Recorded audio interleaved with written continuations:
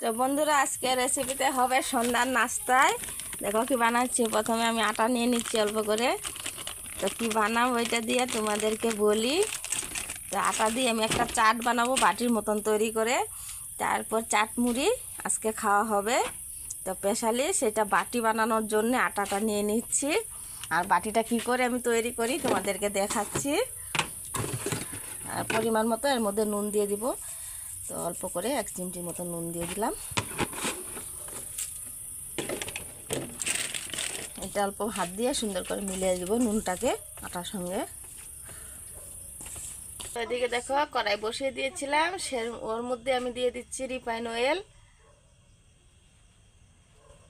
বেশি করে দিতে হবে তেলটা। তো আটাটাকে মেখে নেব, যেরকম আমরা রুটির ডো তৈরি করে নেই সেরকম একটা ডো তৈরি করে নেব। সুন্দর করে মেখে নিচ্ছি। দেখো অল্প অল্প জলটাকে অ্যাড করছি, নাহলে জলটা বেশি হয়ে গেলে একদম ঢিলা হয়ে যাবে। অল্প অল্প পরিমাণে জল দিয়ে একটা সুন্দর ডো বানিয়ে নেব। তো দেখো আটাটা আমার পুরো সুন্দর করে ছেনে নিয়েছি আর একদম সফট একটা ডো তৈরি করেছি। দেখো তো সুন্দর করে। তাকে আমি ঢেকে রাখবো না, অন্য সময় তো আমি ঢেকে রাখি। আজকে সঙ্গে সঙ্গে বানিয়ে দেবো। এদিকে তেল গরম হচ্ছে, এদিকে সঙ্গে সঙ্গে বানিয়ে দেবো। আর এর মধ্যে কিন্তু একটু কালো জিরা দিলেও ভালো লাগে। তো আমি কালো জিরাটা আজকে দিই নি, কেন কি আমাদের বাচ্চা কাচ্চা কালো জিরা অতটা পছন্দ করে না। আর সবচেয়ে বড় কথা কি হয়েছে বলতে পারি না, আজকালকার বাচ্চা কাচ্চা পাঁচফোড়ন খেতে চায় না, কালো জিরাও খাইতে চায় না। ফোড়নে কিছু দিলে মাথা গরম হয়। তো তোমাদের ঘরে এরকম হয় নাকি বলো তো কমেন্টে বন্ধুরা। আমাদের ঘরে তো দুটো বাচ্চা একটাও ফোড়নের জিনিস পছন্দই করে না, জিরা বলো কালো জিরা বলো, বেছে বেছে ফেলে দিয়ে খেয়ে দেয়। দেখো আটাটা সুন্দর করে ছেলে নিয়েছে, একদম সফট হয়ে গেছে এবার। তো এরকম করে গুলি বানিয়ে নিচ্ছি আটার মতন সেম। তো এবার আমি এটাকে বেলে নেব রুটির মতো করে, সুন্দর করে বেলে নিচ্ছি। দেখো দেখো বন্ধুরা আমি এটা বেলে নিয়েছি। আর এরকম সাইজ ছোটো সাইজ দুইটা বাটি নিয়ে নেব। এবার বাটিটার সাইজে কিন্তু রুটিটা বেলতে হবে। বাটি বড় হলে অল্প বড় সাইজ বেলতে হবে, আর রুটি ছোট হলে অল্প ছোট করে বেললে হবে। তো বাটির মেজারমেন্টে কিন্তু রুটিটা আমি তৈরি করেছি। এইবার যেটা প্রসেস তোমাদেরকে দেখাবো, দেখো বাটিটা এইভাবে চাপিয়ে চাপিয়ে লেগে একদম সুন্দর করে লাগিয়ে দেব।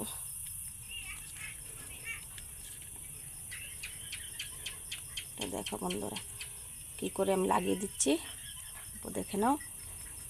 একদম আরামসে ইজিলি এটা কিন্তু লেগে যাবে বাটির মধ্যে। অল্প আটকিয়ে রাখার জন্য ভিতর দিয়ে অল্প যেটুকু বাড়ায় সেটুকু আমি চাপিয়ে দেব এরকম করে। হয়ে গেল একদম ইজিলি, কিন্তু এটা একদম কোনো ঝামেলাই নেই। আরামসে সন্ধ্যাবেলা নাস্তাতে এরকম করে খেলেও সকালবেলা নাস্তাতেও ভালো লাগে। তো সন্ধ্যার টিফিনে অনেক সময় চার সঙ্গে কি খাবো খাবো ভেবে থাকি, তো এরকম করে বানিয়ে নেওয়া যায়, একদম মজাদার। কড়াইয়ের তেলটাও গরম হয়ে গেছে, এর মধ্যে আমি বাটিটাকে ডুবিয়ে দেব। আস্তে করে ছেড়ে দিচ্ছি, এখন হতে দেব কিছুক্ষণ।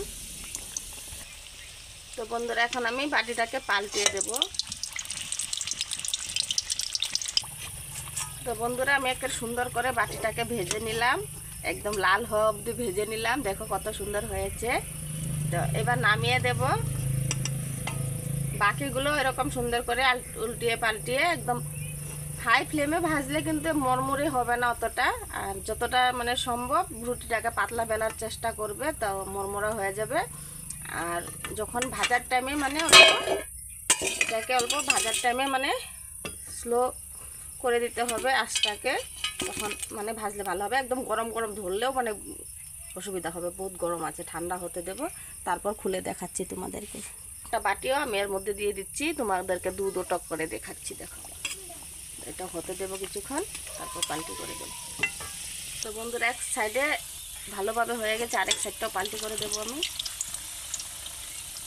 তো বন্ধুরা এই বাটিটাও কিন্তু সুন্দরভাবে ভাজা হয়ে গেছে খুব, একদম এটাও লাল লাল হয়ে গেছে। এটাকেও নামিয়ে দিচ্ছি। আমি হাই ফ্লেমে করি নাই, স্লো ফ্লেমে কিন্তু আমি এটা ফ্রাইটা করেছি, তাতে মুড়মুড়োটা বেশি হয়। আরেকবার বলে দিলাম তোমাদেরকে। তো একটা বাটি আমি তোমাদেরকে দেখানো হয় নাই, সরি, তার জন্য ভুলে গেছিলাম, এটা আমি খুলে নিয়েছি। আরও একটা খুলে তারপর দেখাবো ঠান্ডা হওয়ার পর। বন্ধুরা আমি ভেজে নিয়েছি সুন্দরভাবে, আর কত সুন্দর মুড়মুড়ি হয়েছে। এটাকে আমি বাটিটাকে এখন উঠিয়ে দেব। উঠানোর জন্য অল্প একটু তকলিফ হবে, কিন্তু চামচ দিয়ে এরকম ভিতরে ভিতরে অল্প ফাঁকা করে নিলে একদম ইজিলি উঠে যাবে। দেখো যেরকম করে আমি উঠাচ্ছি, দেখো কি সুন্দর হয়ে গেল, একদম একটা বাটি হয়ে গেল। এটা এখনও শেষ হয় নাই বন্ধুরা, আরও বাকি আছে, এটাকে সাজাইতে হবে। কতটা মুড়মুড়ে হয়েছে, এটাকেও সেম প্রসেসে আমি এরকম অল্প অল্প করে খুলে খুলে তারপরে আমি ফাঁকা করে নিচ্ছি, তাতে ইজিলি আমার মানে বাটিটা খোলা হয়ে যাবে।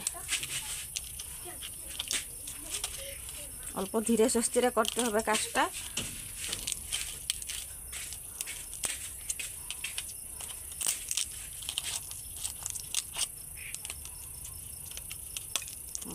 টানতে হবে, আস্তে আস্তে টানতে হবে বাটিটা। এই তো দেখো সুন্দর হয়ে গেছে। সবগুলো বাটি এইভাবে খুলে নেব আমি। তো এবার মুড়ির চাট বানাবো, যেহেতু আমি মুড়ি নিয়ে নিচ্ছি এখানে দেখো গামলাতে। আর এইটা হলো মিশালো চানা। তো এখানে 3-4 রকমের চানা আমি একসাথে মিক্স করে এনেছিলাম বাজার থেকে। তো সেই চানাটাকে আমি দিয়ে দিচ্ছি। চানা দেওয়া হয়ে গেল। এবার শশা কুচানো, আধাটার মতন শশা কুচিয়ে নিয়েছিলাম সেটা দিলাম, আর আধা কলা পেঁয়াজ সেটাকেও দিয়ে দিচ্ছি দেখো। আর এখানে একটা টমেটো কেটে রেখেছিলাম সেটাকেও দিয়ে দিলাম, কুচানো টমেটো। আর একটি লঙ্কা দিয়েছি, বেশি ঝাল খাবো না, তোমরা পছন্দ মতো ঝাল দিও। তো আমি একটি লঙ্কাই ব্যবহার করেছি এখানে। স্বাদ অনুসারে নুনটা দিয়ে দেব, অল্প একটু নুন, কারণ চানাতে মুড়িতে নুন থাকে অলরেডি, তো অল্পটা দিচ্ছি নুনটা। আর আমার ঘরে লোকাল আচারের তেল, চারটা কেন টেস্ট হবে না বলো, লোকাল আচারের তেলটা দিয়ে দিচ্ছি দেখো। এবার এটাকে সুন্দর করে মেখে নেব চকমকো করে।